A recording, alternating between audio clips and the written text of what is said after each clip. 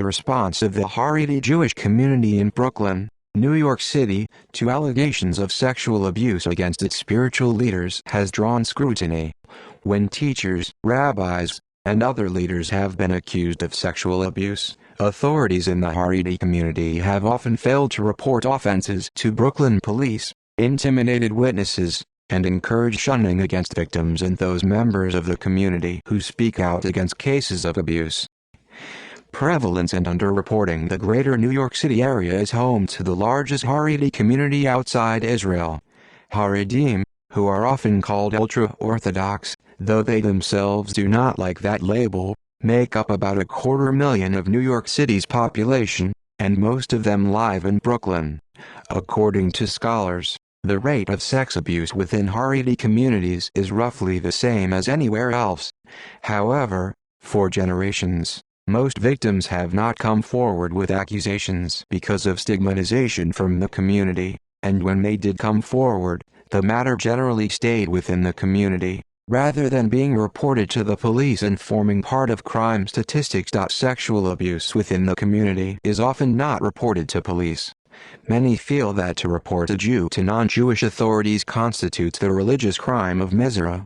Samuel Heilman, a professor of Jewish studies at Queens College, writes that one reason why cases or patterns of sexual abuse are rarely reported to law enforcement is because they think that anyone who turns over anyone to the outside authorities is committing a transgression to the community at large. Agudath Israel of America, a leading ultra-Orthodox organization, has stated that observant Jews should not report allegations to law enforcement without first consulting with a rabbi. Heilman adds that some wish to protect the community's reputation and the accused's family, and that the rabbis worry that outside scrutiny could weaken their authority. They are more afraid of the outside world than the deviants within their own community, since the deviants threaten individuals here or there, but the outside world threatens everyone and the entire structure of their world.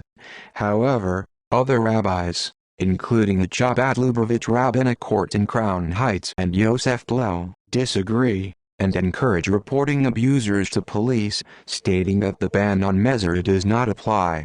Rather than reporting to police, Haredim may take a case of sexual abuse to the Shomrim, a local Jewish street patrol.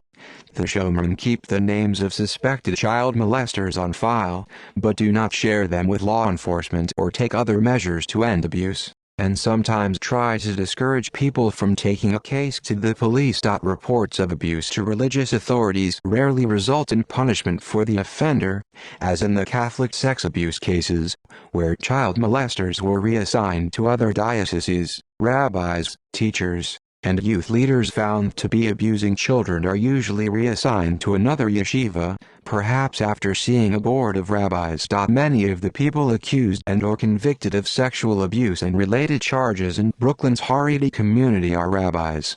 Among other accused are a school principal, a spiritual advisor, and a social worker. Reprisal. Witness tampering sometimes occurs after someone is accused of sexual abuse. Victims, their families, and advocates have been threatened with violence, false police reports of child abuse, loss of kosher licenses or other harm to business, and/or eviction.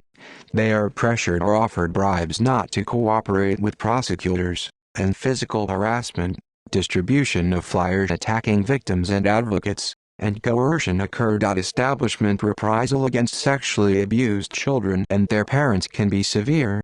Parents have been shunned by the community, with rabbis forbidding congregants to speak to them, and abused children have been barred from schools. Even when cases are reported to police, they often cannot be prosecuted because victims decide not to go forward with a case, or agree to a plea deal, usually a cash payment with the accuser, out of fear of reprisal.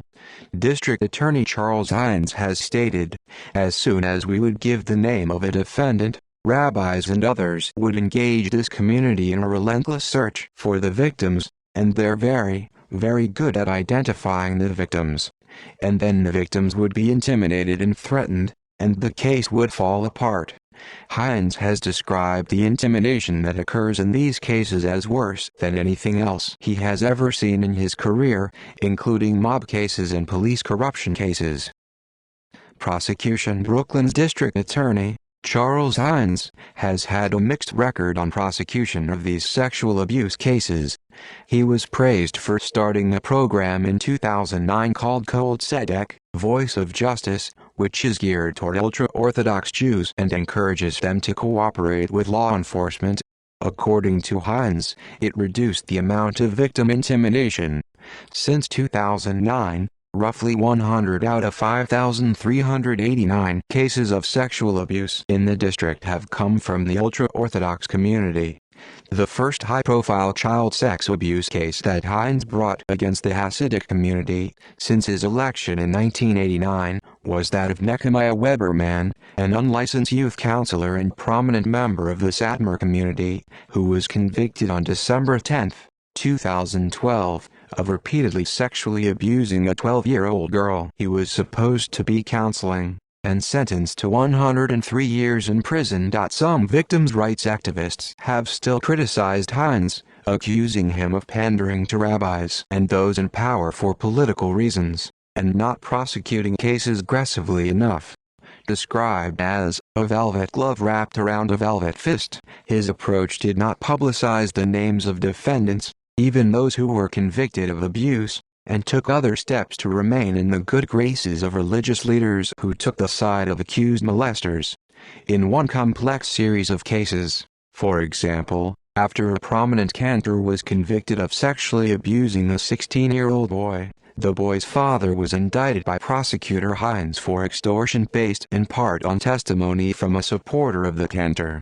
And, as of 2013, the cantor's conviction was overturned based on the parents' indictment and other technicalities. At trials for these cases, expert witnesses informed the jury that Hasidic victims often do not come forward because the community is so insular. When Rabbi Yoel Malek, 33, a member of the Satmar Hasidic sect, was given a 60-day jail sentence for the abuse of students at Or HaMeir, a now-closed Satmar yeshiva in Borough Park, the punishment was criticized by Ben Hirsch, a spokesman for Survivors for Justice, who stated that, "What Kenneth Thompson has done is inexplicable," and claimed that, through unexplained plea deals such as this, he has effectively quashed any willingness on the part of victims to come forward. It was claimed that the victims were extremely reluctant to testify publicly, according to a law enforcement source familiar with the case, as quoted in the NY Daily News. Victim advocacy. Rabbi Newcomb Rosenberg, an ultra-Orthodox rabbi from the Satmar Hasidic community in Williamsburg, created a hotline featuring weekly, impassioned lectures in Yiddish, Hebrew, and English, imploring victims to report sexual abuse to the authorities, while accusing community leaders of silencing the reporting of child abuse. Rosenberg also uses his social media presence to share his opinions on the state of child sexual abuse in the Jewish community, and chronicle his efforts and struggles as an activist. In March 2016, Rosenberg discouraged his followers from participating in a protest against the alleged cover-up of child abuse in Yeshiva Holy Torah of Crown Heights because it was to be attended by members of the gay community. "We will not stand and rank together with the faggots," Rosenberg wrote on his blog, no matter how just the cause. Rosenberg is often shunned by communal authorities, and there have been instances in which he was physically attacked. In 2008, flyers were posted around Williamsburg depicting a coiled snake around Rosenberg's head with the words, "Newcomb Snake Rosenberg. Leave Tainted One." Rosenberg has also been banned from Satmar synagogues by its authorities, and he alleges that he has been formally ostracized by several rabbinic entities. Despite his decades of activism, Rosenberg has yet to be involved in the investigation, arrest, or prosecution of any member of any Jewish community for child sexual abuse. Anti-abuse community activist Rabbi Tzvi Gluck has said that in 2011, a 30-year-old man molested a 14-year-old boy in a ritual bath. This case never made it to the police due to community pressure on the victim. A rabbi made the boy apologize to the molester for seducing him. Monsey Rabbi Yosef Yitzchak Jacobson has lectured on this topic, which disturbed some people, but also has brought awareness to the problem. In 2019, responding to the increased publicity of sexual harassment and rape charges with the Me Too movement and the increased exposure of Catholic Church sexual abuse cases, the state of New York passed the Child Victims Act, which allowed victims to sue their attackers within a one-year period. Other states have passed similar, look-back window laws. Orthodox victims who had unsuccessfully brought civil action against their molesters in the past used the Child Victims Act to sue the individuals and institutions responsible. Further reading Rachel Aviv, The Outcast. After a Hasidic man exposed child abuse in his tight-knit Brooklyn community, he found himself the target of a criminal investigation. The New Yorker, November 10, 2014, pages 44-55. Notable cases. In 2002, Rabbi Yechiel Browner was convicted on the charges of sexual abuse in the first degree and third degrees. He was sentenced to 11 years probation, with the condition that he must participate in a sex offender treatment program. In 2008, a rabbi at a Brooklyn yeshiva named Joel Kolko pleaded guilty after being accused of sexually abusing two of his first-grade students. In 2009, Yona Weinberg, a bar mitzvah tutor and licensed social worker from Flatbush, was convicted of molesting two boys under the age of 14. At his trial, where he was sentenced to 13 months in prison, the courtroom was packed with Weinberg's supporters who maintained his innocence. In response, presiding Justice Gordon L. Reichbach criticized the communal attitude that seeks to blame, indeed punish, victims. These victims had been kicked out of their schools and summer camps after coming forward with the allegations against Weinberg. In 2009, Rabbi Israel Weingarten was convicted in a Brooklyn court of raping his daughter between the ages of 9 and 18. Some boys have reported being molested while in the mikveh, a ritual bath that is considered a symbol of purity in Judaism. In 2011, a member of the community was charged by a local special victims unit with witness tampering for sending threatening text messages to members of the Orthodox community, urging them to pressure the family of an 11-year-old abuse victim to drop the case. Pearl Engelman, a member of the Satmar sect aged 64 in 2012, said she became an anti-abuse activist after her son was molested as a child by a rabbi at his yeshiva. Under New York law, his case could not be prosecuted since the statute of limitations has already expired. In 2012, Chabad Lubavitch Rabbi Moshe Keller was sentenced to 3 years probation for molesting a then 15-year-old boy in 2009. In 2012, 53-year-old spiritual advisor Nehemiah Weberman was accused of having molested a teenage girl, one of his students, over a period of several years. The girl had initially been sent to Weberman because she had been asking theological questions. Weberman, a member of the Satmar Hasidic community, was a widely respected figure in his community, with many unwilling to believe the allegations against him. As a result, the alleged victim was harassed and labeled a slut, while her family and boyfriend received threats. A campaign called Libel 75, started by Weberman's supporters, alleged that he is innocent.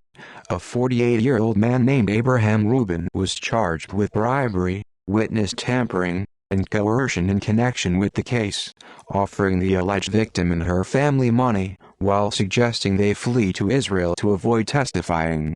3 brothers, Jacob, Joseph, and Herzl Berger, were also charged after they threatened and then removed the kosher certificate of a restaurant run by the family of the alleged victim's boyfriend.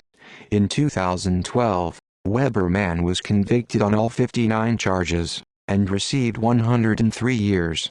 In 2013, the 3 brothers admitted to the coercion charges, but received no jail time. Rubin also pleaded guilty a couple of months later, and received 4 months. Following Weberman's conviction, The victim and her husband continued to face abuse and repercussions.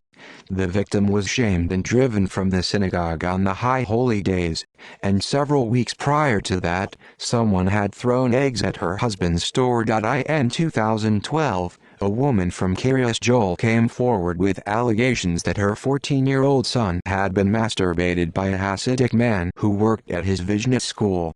A rabbi allegedly tried to intimidate the mother into dropping the case.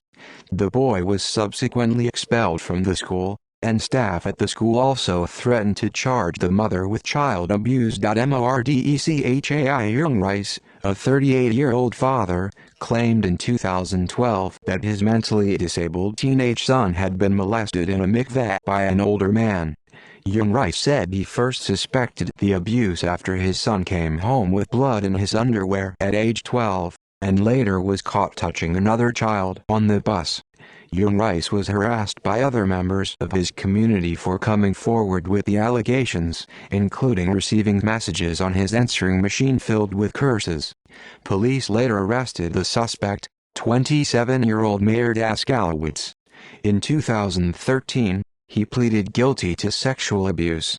He was released in July 2016, rearrested for parole violation a few months later, and was re-released in December 2017. On December 3, 2012, Emmanuel Yegotkin, former principal of Elite High School for the Children of Russian-American Immigrants, was found guilty of sexually abusing 3 underage brothers over the better part of a decade. The victims were not enrolled in Yegotkin's yeshiva. Yegotkin was charged with a variety of sexual crimes, and was found guilty of all 75 counts. On February 7, 2013, Yegotkin was sentenced to 55 years in prison for his crimes. See also Catholic sex abuse cases. References